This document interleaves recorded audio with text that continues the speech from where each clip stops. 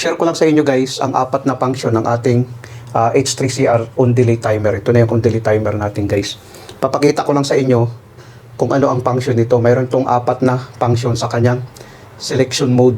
Dati kasi mayroon na akong video nito pero hindi nakakabit sa motor. Ngayon, tinry natin na ikabit sa motor para masubukan natin ang apat na function ng ating H3CR timer. Mayroon siyang pamagat na how to use multifunction timer H3R on delay.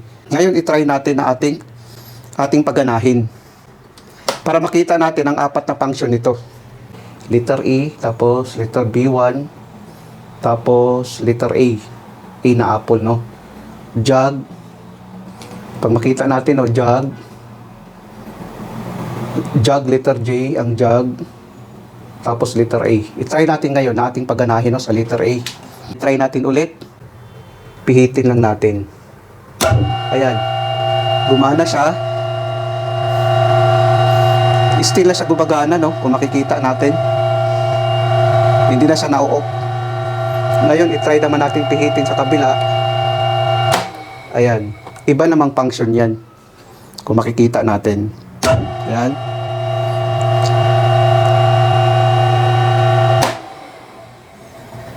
Parang off and on yung contactor. Ayan. Kung makikita natin.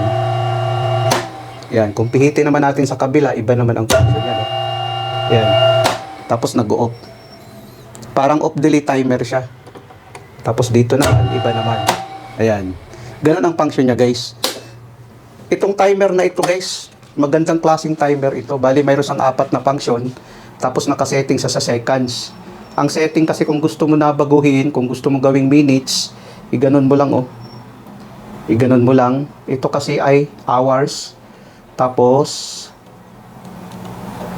minutes, no? Tapos seconds.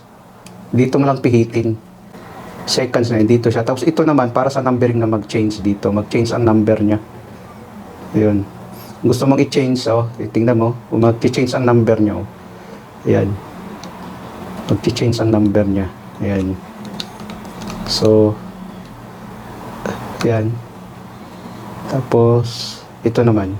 Ito na yung ginamit natin.